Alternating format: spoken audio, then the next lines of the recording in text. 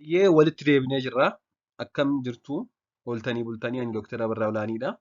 Ispeeshaalistii wallaansa dhibee ijoolleef daa'immanii akkasumas barreessaa kitaaba bu'uura fayyaa daa'immaniiti. Mee har'ammoo kan ilaallu daa'imman tokko tokko rifeensi mataa maaliif irraa harca'a? Akkasumas haadamee biqiluu maaf dida kan jedhu ilaalla. Mee akka armaan gaditti waliin haa turru. Chaanalii kanaaf haaraa taanaan sabiskiraayib gochuun hin dagatina. Asumaan gara mata duree kootti seena. Daa'imman yeroo gadameessa keessa jiran naannoo ulfa ji'a 3 eegalee rifeensa biqilchuu eegalu. Daa'imman hedduun yeroo dhalatan rifeensa xiqqoo kan mataa irraa qaban ta'ee booda baay'achaa deema. Haa ta'u malee daa'imman tokko tokko yeroo dhalatan rifeensa hedduu mataa isaanii irraa qabaachuun ji'a muraasa booda haphachaa yookaan irrataa deemuu yookaan erga aadame booda deebi'ee biqiluu diduun maatii hedduu akka yaaddessu ni beekama. Jalqaba baay'achaa deemee ji'a muraasa booddee immoo irraa harca'a yookaan ni irrataa yookaan immoo erga maatiin mataa irraa aadanii booda deebi'ee biqiluu didee maatii hedduu yaaddeessa. Kun beekamaadha jechuudha maatii hedduu biratti. Rifeensa sadarkaa guddinaa lama qaba. Rifeensi keenya sadarkaa guddinaa lama qaba. Growth phase and resting phase jedhama. Yeroo dheerataa deemu yookaan growth phase fi yeroo guddina agarsiisne jira. Normally daa'imman akka dhalataniin qaama isaanii keessa jijjiirama hormoonii hedduu taasisu. Isaan kana keessaa ammoo hormoononni muraasni kanneen yeroo ta'etti rifeensi isaanii akka harca'u yookaan akka hin biqille taasisan tokkodha. Hormoononni yeroo daa'imni dhalatu jijjiiraman qaama keessatti hedduu jiru. Isaan kana keessaa tokko tokko maal godhu akka rifeensi mataa irraa harca'u taasisu yookaan akka inni erga irraa aadame booda akka hin biqille taasisu jechuudha. Fakkeenyaaf yeroo ciniinsuu daa'imni haala rakkisaa keessa yeroo darbetti yookaan haalli ciniinsuu yoo haala jabaataa ta'e hormoonii kortiisol jedhamu hedduu oomishu. Qaama isaanii keessa hormooniin kortiisol hedduutu oomishama jechuudha qaama daa'immanii keessa.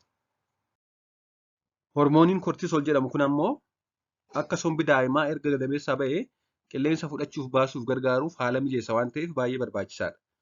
Daa'imni yeroo gadameessa keessa jiru oksijiinii haadhuma biraa argata malee qilleensa irraa miti.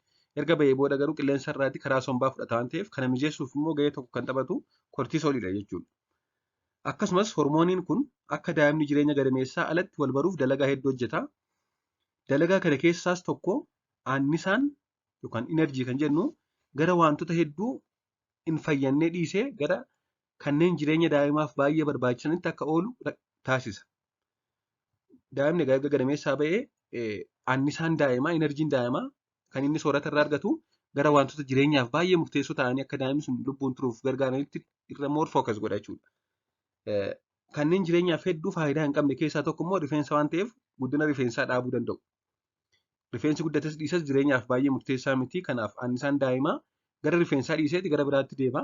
Gara rukunnaa orreetti, gara argansuutti, gara waan biraatti waan deemuuf rifeensi guddachuu dhiisuu danda'a jechuudha erga dhalatee booda. Da'umsa booda yeroo hedduu guddina rifeensaa hanga annisaan dabalataa argamutti bakkuma jiru tura. Resting phase irra tura jechuudha.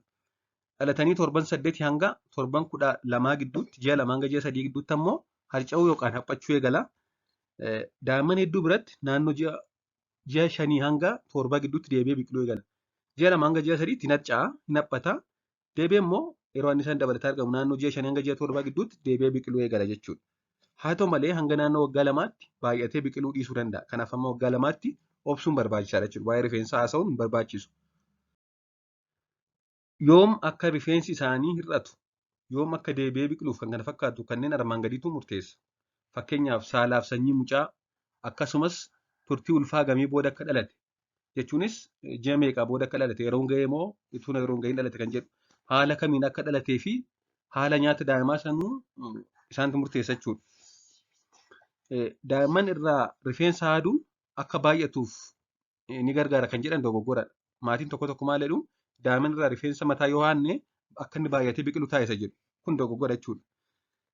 Yeroo aadamu baay'ateef gurraacha'ee mul'achuun isaa hundee isaanii waan mul'isuudhaaf malee rifeensi baay'ateef miti. Yeroo aadamu mataan maal ta'a? Hundeen isaa gurraacha'ee mul'ata. Yeroo kana immoo mataan baay'atee rifeensi baay'atee biqilee jedhamanii yaadu maatiin. Haa ta'u malee kun hundee isaa mul'ate malee baay'atee biqilee miti jechuudha. Haalli fi baay'inni rifeensa mataa daa'immanii sanyiin kan deemuu fi baay'ina hundee rifeensa daa'imni qabu irratti hundaa'a.